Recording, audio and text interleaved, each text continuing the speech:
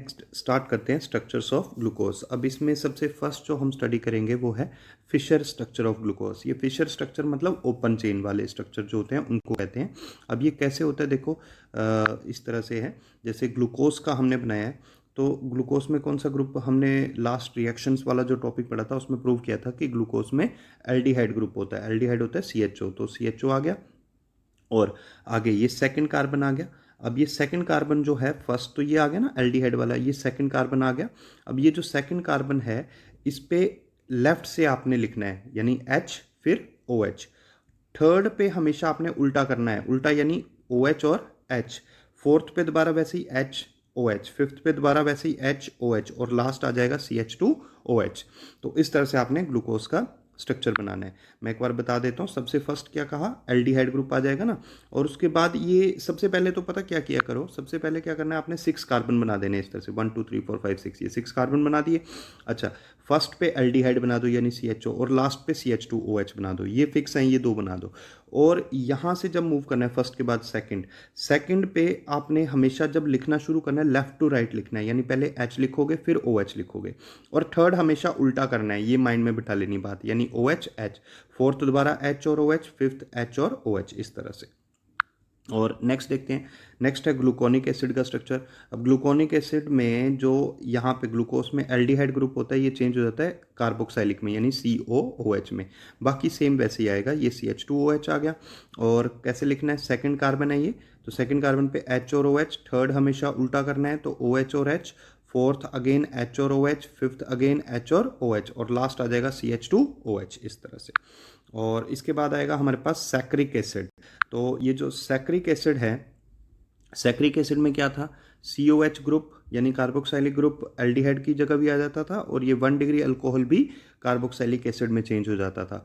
तो इस तरह से COH ग्रुप आ जाएगा दोनों जगह। सेकंड में HOH, थर्ड उल्टा करना है तो OH और H आ जाएगा, फोर्थ पे H और OH, फिफ्थ पे भी H और OH। तो इस तरह से ये सैक्रिक एसिड का स्ट्रक्चर बन जाएगा।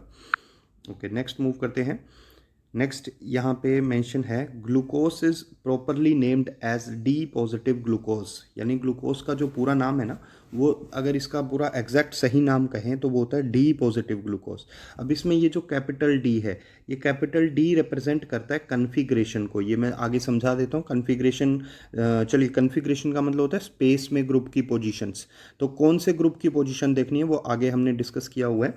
और उसके बाद आता है पॉजिटिव। ये पॉजिटिव या इसकी जगह कई बार स्मॉल d भी लिखते हैं, ये डेक्स्ट्रो रोटेटरी नेचर बताता है। ये आपके हेलोल्केन्स वाले टॉपिक चैप्टर में था कि अगर प्लेन पोलराइज लाइट को पास करें कंपाउंड के सॉल्यूशन से और वो लाइट को राइट साइड पे रोटेट कर दे तो वो डेक्स्ट्रो रोटेटरी हो जाएगा, और लेफ्ट पे रोटेट करेगा तो लेवो। तो ये डेक्स्ट्रो रोटेटरी उसके लिए है। और इसी तरह से इसको डेक्स्ट्रो रोटेटरी नेचर को हम पॉजिटिव या फिर स्मॉल d से भी रिप्रेजेंट करते हैं, ये पॉजिटिव या स्मॉल d। और ऊपर जो मैंने बताया कि कन्फिग्रेशन वाला कि कैपिटल D जो है, तो उसका कैसे पता लगता है, होता क्या है, OH ग्रुप जो है सेकंड लास्ट कार्बन पे देखना होता है। मैं पीछे स्ट्रक्चर में भी बता देता हूँ कि OH group second last carbon पे देखना है। अगर वो राइट साइड पे आएगा तो वो D कन्फिग्रेशन है, और अगर OH ग्रुप जो है सेकंड लास्ट कार्बन पे वो लेफ्ट साइड पे आएगा, ये ठीक कर लेना, ये है लेफ्ट, LEFT, LEF और T। तो अगर OH ग्रुप जो है सेकंड लास्ट कार्बन पे लेफ्ट साइड पे आएगा तो उसको हमने कहना है L कन्फिग्रेशन। लेकिन अब ये मैं बता देता हूँ, इसकी बात हो रही है, देखो यहाँ पे ये OH ग्रुप सेकंड लास्ट मतलब फिफ्थ कार्बन, तो ये OH ग्रुप राइट साइड पे है, राइट साइड पे है, तो ये सारे D हैं। और L जो है वो तब होता अगर ये जो OH ग्रुप है ये लेफ्ट साइड पे होता, यहाँ पे होता OH, तो ये L कन्फिग्रेशन होता। लेकिन हमारे पास जितने भी नेचुरली अकरिंग कार्बोहाइड्रेट्स हैं वो सारे D कन्फिग्रेशन ही होते हैं। अच्छा, तो यही चीज़ यहाँ पे बताई थी कि अगर OH ग्रुप जो है वो राइट साइड पे होगा तो D, और अगर OH ग्रुप जो है वो लेफ्ट साइड पे, ये ठीक कर लेना, लेफ्ट है, लेफ्ट साइड पे होगा तो L कन्फिग्रेशन कहना है। अच्छा, नेक्स्ट टॉपिक आ जाता है साइक्लिक स्ट्रक्चर ऑफ ग्लूकोज, और ये बहुत ज़्यादा इंपॉर्टेंट टॉपिक है। इस टॉपिक को जब आप लिखोगे तो कॉपी में जो लिखा है वहाँ पे वेरी इंपॉर्टेंट मेंशन कर देना इस टॉपिक में। ये जो है साइक्लिक स्ट्रक्चर ऑफ ग्लूकोज, अब जो आपने पीछे स्ट्रक्चर पढ़ा ना ग्लूकोज का, ओपन चेन वाला फिशर स्ट्रक्चर, एक्चुअल में वो क्या होता है, वो स्ट्रक्चर अपने आप ही बदल कर एक साइक्लिक फॉर्म में चेंज हो जाता है। तो उसी टॉपिक को लेकर ये बताया गया है यहाँ पे। तो देखो क्या कह रहा है, there are certain reactions of glucose which can not be explained by its open chain structure. यानी जो पीछे आपने स्ट्रक्चर पढ़ा ना, ये वाला मैं देखो बता देता हूँ, ये वाला जो स्ट्रक्चर पढ़ा आपने, इसकी बात हो रही है।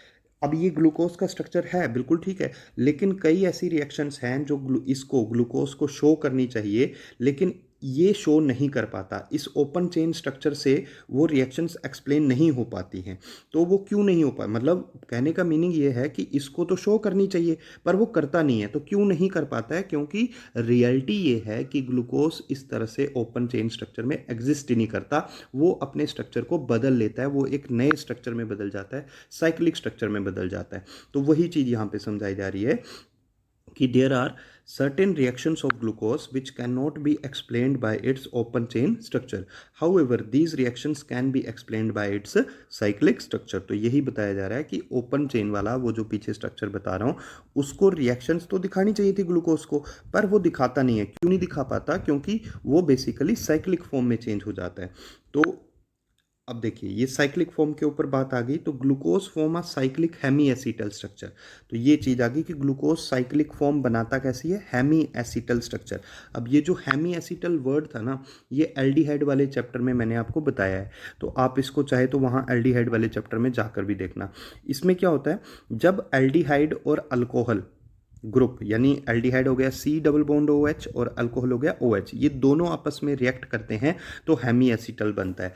तो क्योंकि ग्लूकोज में एल्डिहाइड भी है और अल्कोहल भी हैं, तो वो दोनों आपस में रिएक्ट करेंगे और साइक्लिक हेमी एसिटल स्ट्रक्चर बना लेगा by using its C H O group.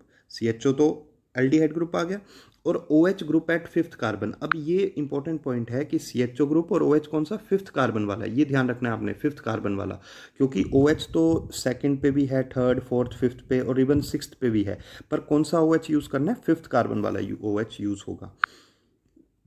अच्छा, the reactions which are not explain by open chain structure are. अब कई बार ये क्वेश्चन आया है एग्जाम में, ये बहुत इंपॉर्टेंट क्वेश्चन है कि वो कुछ रिएक्शंस बताओ जो ओपन चेन स्ट्रक्चर एक्सप्लेन नहीं कर पाता है। तो इसको इंपॉर्टेंट करके ये लर्न रखना है आपने। देखिए कौन कौन सी एक्सप्लेन नहीं कर पाता। Glucose have aldehyde group but it does not give 2,4-DNP test. अब अगेन बेटा, ये जो टेस्ट मैं बोलने जा रहा हूँ 2,4-DNP या ये NaHSO3 या स्टिफ ज़्यादा डिटेल में तो नहीं था, लेकिन थोड़ा सा डिस्कस हुआ था डिटेक्शन वाले टॉपिक में। लेकिन ये दोनों NaHSO3 और 2,4-DNP, ये दोनों एल्डिहाइड कीटोन वाले चैप्टर में काफ़ी डिटेल में पढ़े हैं हमने। तो अगर आप अच्छे से समझना चाहते हो तो एक बार वहाँ पे उन टॉपिक्स को एक बार गो थ्रू होइए उन टॉपिक से। और देखिए, तो वही ये कह रहा है कि ग्लूकोज में तो एल्डिहाइड ग्रुप है, पर अगर एल्डिहाइड ग्रुप है तो इसको 2,4-DNP टेस्ट भी देना चाहिए और चिप्स टेस्ट भी देना चाहिए, and does not react with sodium bisulphide. तो ये मैं बात कर रहा हूँ कि ग्लूकोज को, क्योंकि इसमें एल्डिहाइड ग्रुप प्रेजेंट है यानी CHO, तो ये तीनों reaction 2,4-DNP, shift test, NaHSO3, ये तीनों रिएक्शन शो करनी चाहिए, लेकिन शो नहीं करता है। क्यों? क्योंकि ग्लूकोज जो है वो ओपन चेन स्ट्रक्चर में एग्जिस्ट ही नहीं कर पाता, वो साइक्लिक फॉर्म में चेंज हो जाता है। अच्छा, इसी तरह से एक और इसमें एग्जांपल आता है कि penta acetate of glucose does not react with hydroxyl amine. अब ये NH2OH की रिएक्शन जो होती हैं ये भी एल्डिहाइड कीटोन्स दिखाते हैं। तो क्योंकि ग्लूकोज में हमारे अकॉर्डिंग तो एल्डिहाइड ग्रुप है, तो उसको ये रिएक्शन दिखानी चाहिए पर दिखाता नहीं है। तो वो क्यों नहीं दिखाता? क्योंकि बेसिकली ग्लूकोज जो है वो साइक्लिक फॉर्म में चेंज हो जाएगा। तो ये देखिए, ग्लूकोज पेंटा एसीटेट जो है, इसको भी मैं बता देता हूँ आपको।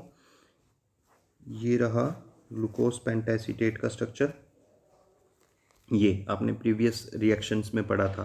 तो ये ग्लूकोज पेंटासीटेट है, इसकी बात हो रही है। तो इसमें क्योंकि ये एल्डिहाइड ग्रुप है, एल्डिहाइड ग्रुप है तो इसको रिएक्शन दिखानी चाहिए NH2OH के साथ, पर दिखाता नहीं है क्योंकि ये बेसिकली इस फॉर्म में एग्जिस्ट नहीं करता, ये साइक्लिक फॉर्म में एग्जिस्ट करता है। और अब देखिए, हम ये बात कर लेते हैं कि ये साइक्लिक फॉर्म कैसे बनती है। तो देखो, इसको बड़े ध्यान से समझना। ये इसकी ओपन चेन आ गई, ये तो आ गई इसकी ओपन चेन फॉर्म।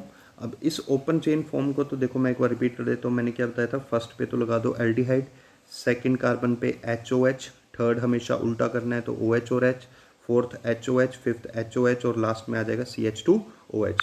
तो ये है डी पॉजिटिव ग्लूकोज और इसको हमने लिखा है ओपन चेन स्ट्रक्चर। तो ये तो आ गया ओपन चेन स्ट्रक्चर। और अब इसकी साइक्लिक फॉर्म बनानी है। तो साइक्लिक फॉर्म बनती कैसे है उसको बड़े ध्यान से सुनना। देखिए होता क्या है, जो फिफ्थ कार्बन का OH है, फिफ्थ कार्बन का OH, अच्छा एक प्रीवियस हमने कहा भी था कि साइक्लिक फॉर्म कैसे बनती है, एल्डिहाइड और फिफ्थ OH आपस में रिएक्ट करेंगे और हेमी एसिटल बनता है। ये हेमी एसिटल वर्ड भी पीछे भी मैंने बताया कि एल्डिहाइड चैप्टर में एक बार चेक करो उसको। तो हेमी एसिटल क्या होता है, जब एल्डिहाइड ग्रुप और अल्कोहल ग्रुप रिएक्ट करते हैं तो वो हेमी एसिटल बन जाता है। अच्छा, क्योंकि रिएक्शन एल्डिहाइड की आ गई तो मैं एक बार फिर से वही बात बताता हूँ जो एल्डिहाइड चैप्टर में भी कहता था कि एल्डिहाइड कीटोन्स में रिएक्शंस का बड़ा आसान तरीका होता है। वो क्या होता है, ये कि ये जो O होता है, ये O CO वाला, इसके पास तो H भेज दो, यानी ये H जो है OH वाला, ये H जो है ये H तो O के पास चला जाएगा।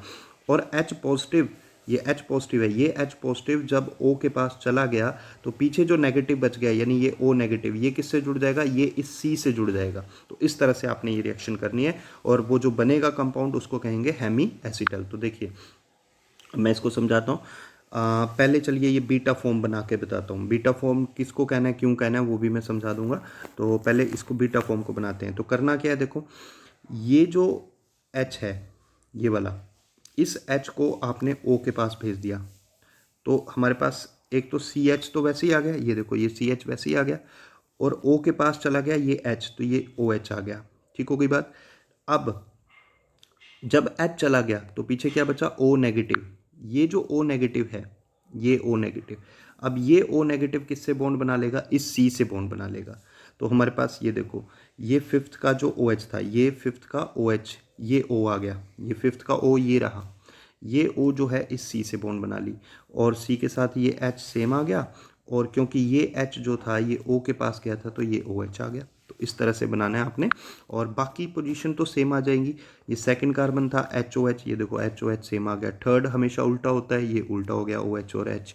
फोर्थ H और OH आ गया और ये H सेम है, ये देखो ये H सेम है।